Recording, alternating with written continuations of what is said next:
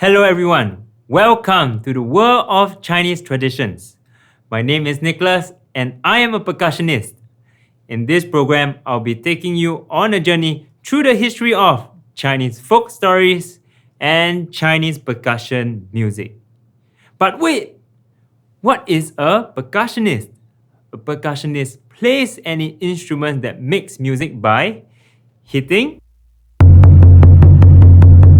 scraping, rubbing, or shaking. Percussionist instruments, though, don't really look like this. What we do have is something like this. So many kinds to choose from. And we don't just use our hands to play it too. We use mallets. Mallets are one of the many things we use to produce a variety of sounds from our instruments. And just for mallets, there are many kinds of them. And with the help of these percussion instruments and mallets, we can perform the masterful pieces that you get to hear in this performance. From roaring bangers to crackling crackers, we'll visit 3 different stories about our New Year traditions and immerse ourselves in the percussion pieces that come with them. And with that, let's start at the beginning of Nian. In the first quarter of the year, we celebrate Lunar New Year. This 15-day festival includes reunion dinners, putting up decorations, and giving ang paos. But few would know the story behind the tradition. Let's find out why and how this festival is celebrated. Long ago, there was a village by the coast. The villagers there enjoyed peaceful days every day of the year. Every day except one.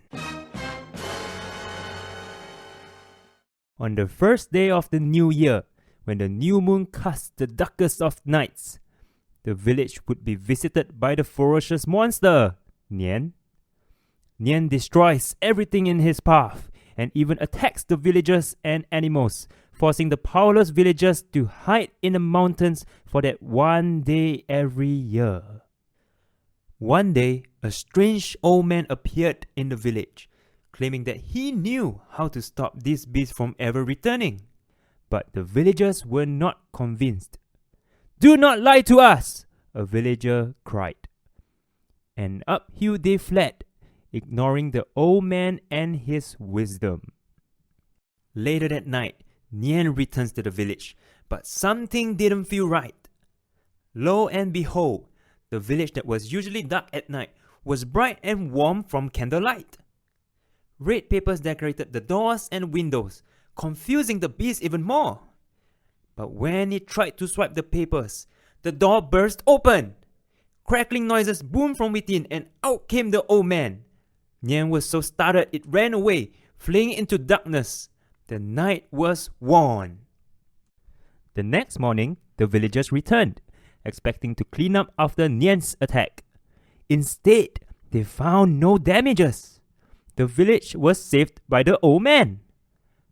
The villagers realized that the old man spoke the truth and spread his wisdom across 10 directions. Nian can now be bested and will never again terrify the villagers.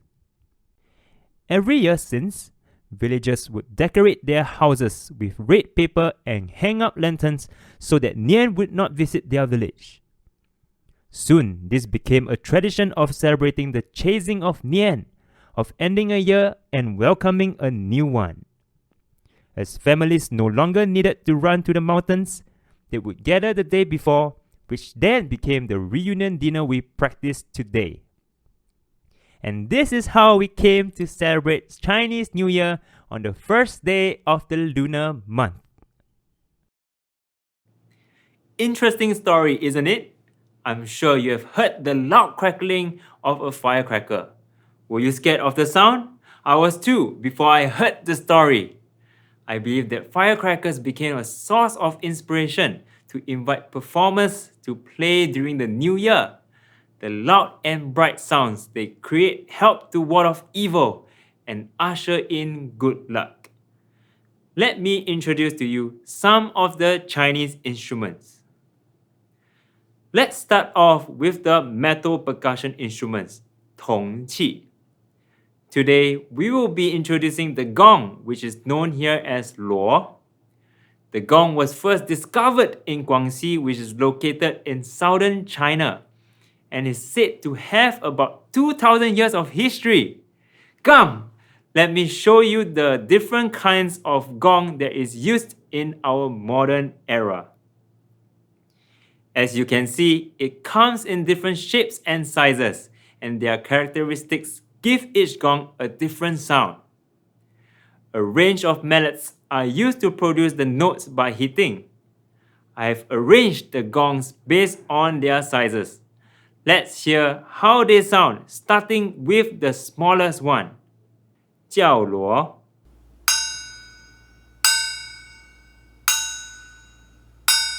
小锣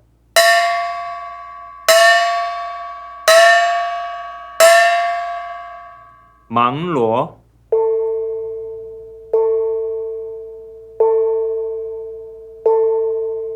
大锣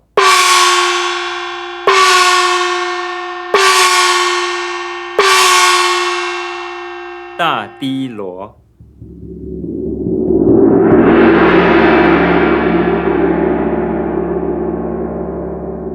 I am sure you have heard all the different gongs. Now, it is time for us to scare away Nian. We'll be using the gongs to ward off evil and bring in luck. Let's go!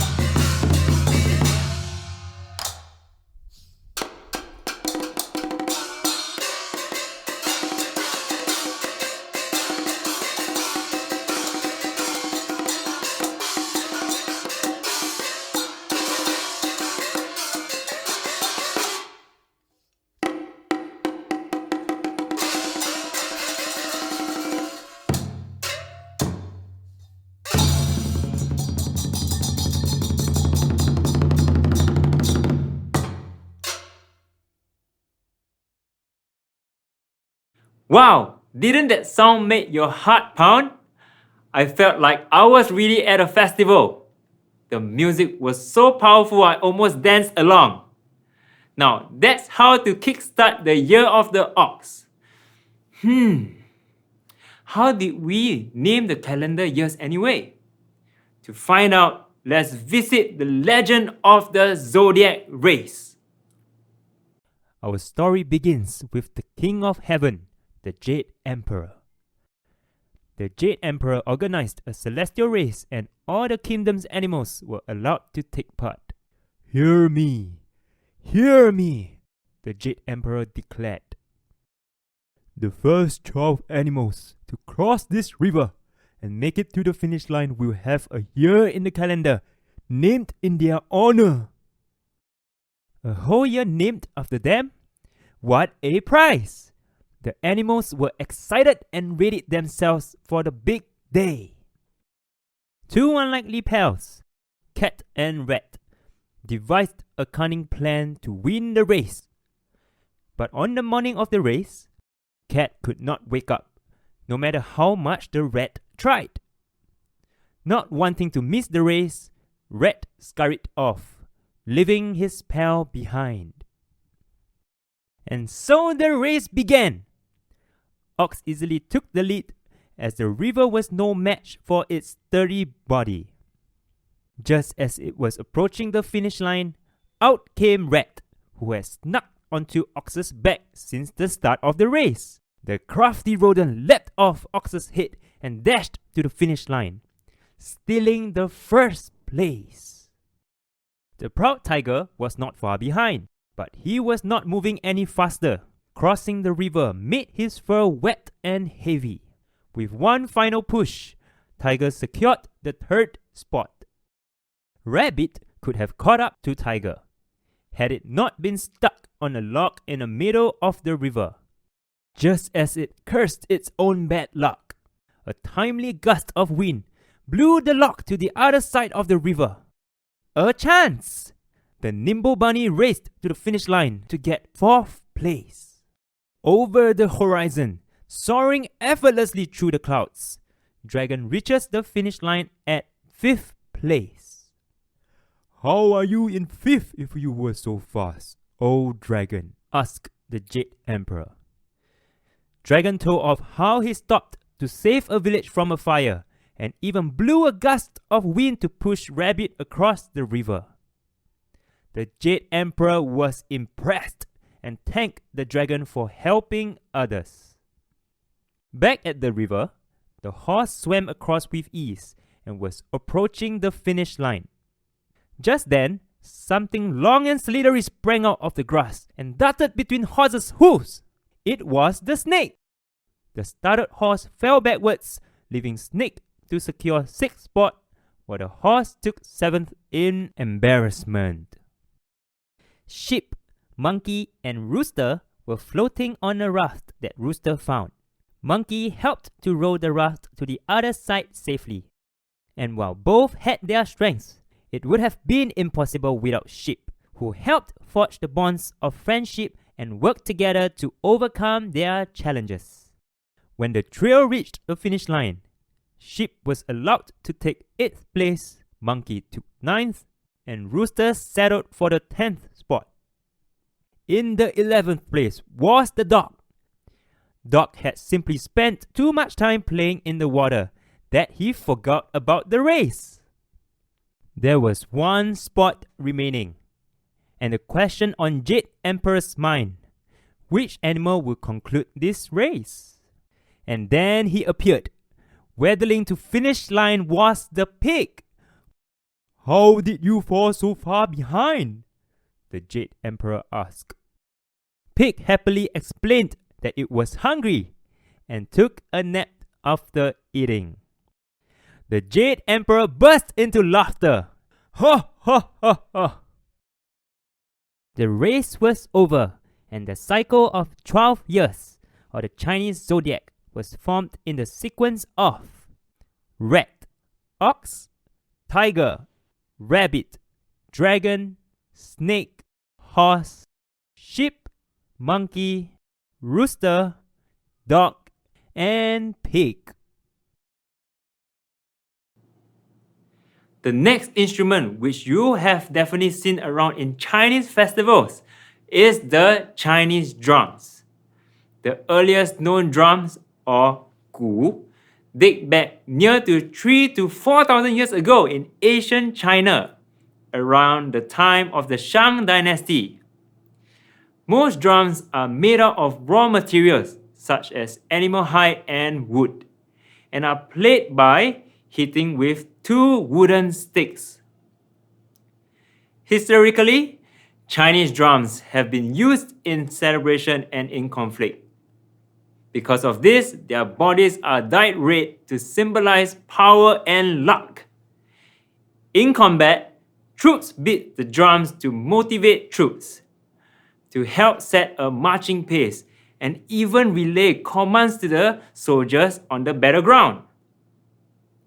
In fact, the cadence of the gu can be so effective that animals get scared into submission.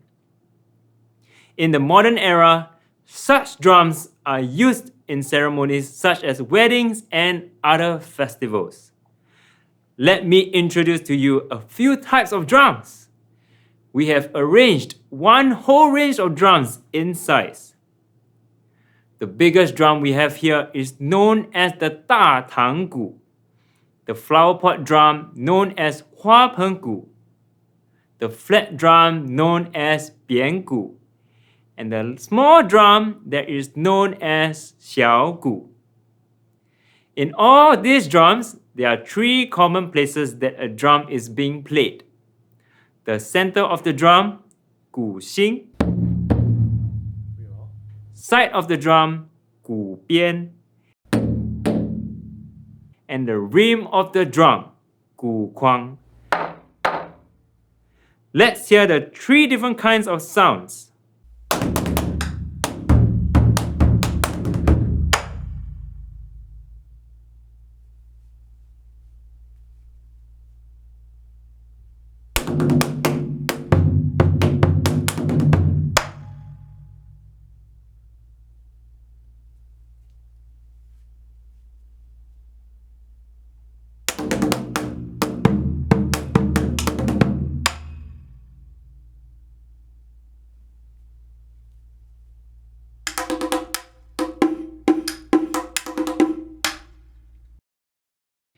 And now, the drums as part of the musical number.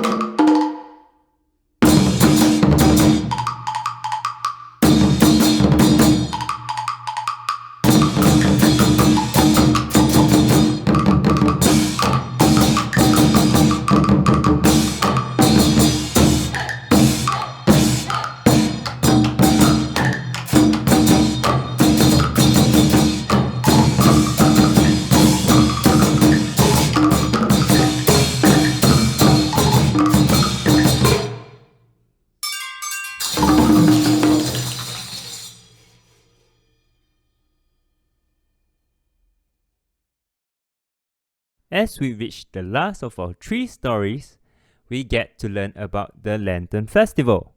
The story of the Lantern Festival begins in the Han Dynasty with a scholar and a palace maid.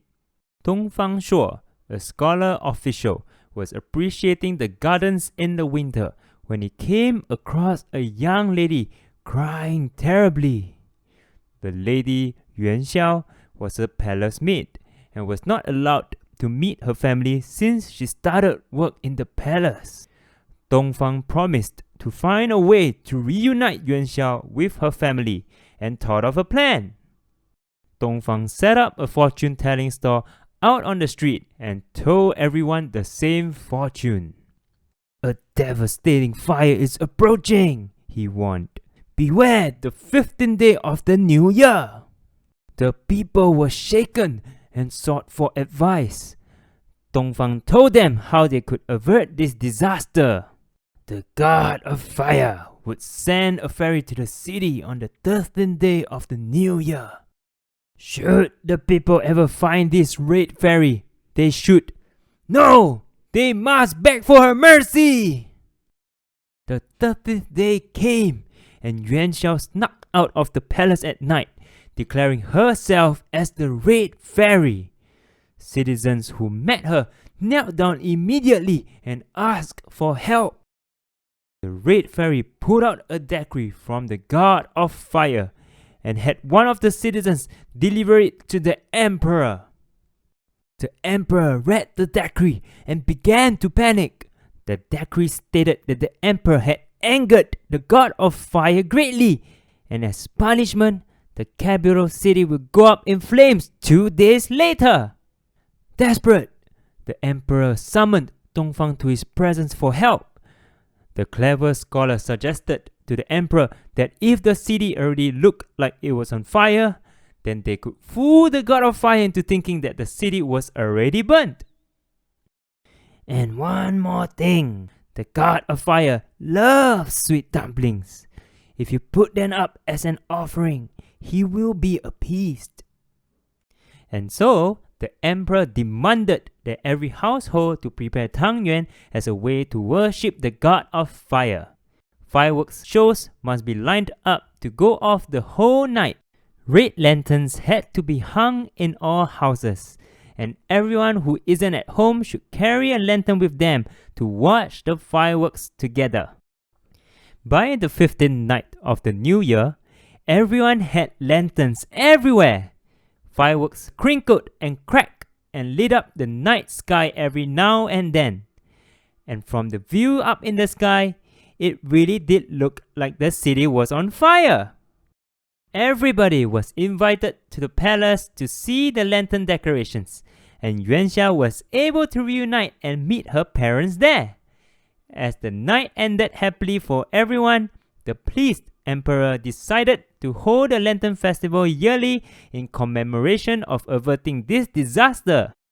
Hence, the Lantern Festival became a day of joyous celebration and reunion for people to meet their loved ones and have fun. It is time for the final instrument.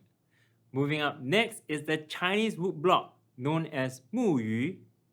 The word Yu comes from the Chinese name of a soft-shelled turtle known as Tuan Yu, due to the fact that the wood block resembles the shape of the soft-shelled turtle. As straightforward as it looks, it's made out of wood. The sound is produced at 2 parts where it is hollow, and it is shaped like triangles and oval shape. According to history, the earliest known wood block in China dates back nearly 1,000 or 2,000 years ago, around the time of the Tang Dynasty. It is mainly used for religious practices such as Taoism and Buddhism. We are very lucky to be able to display a row of wood blocks that are mainly used in the modern era. Let us hear what it is going to sound like in ascending order of the pitch.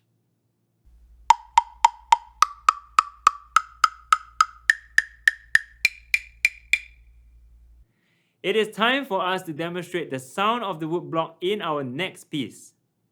This piece is written to celebrate the entire 15 days of Chinese New Year.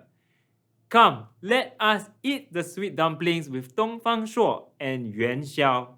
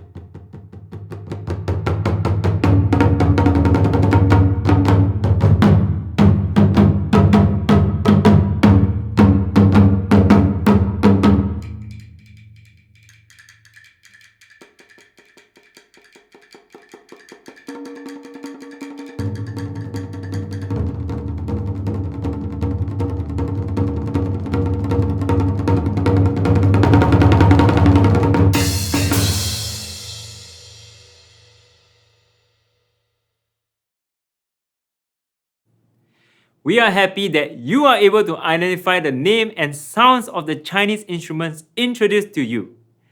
Before we go, let's have one last piece to celebrate the Year of the Ox 2021.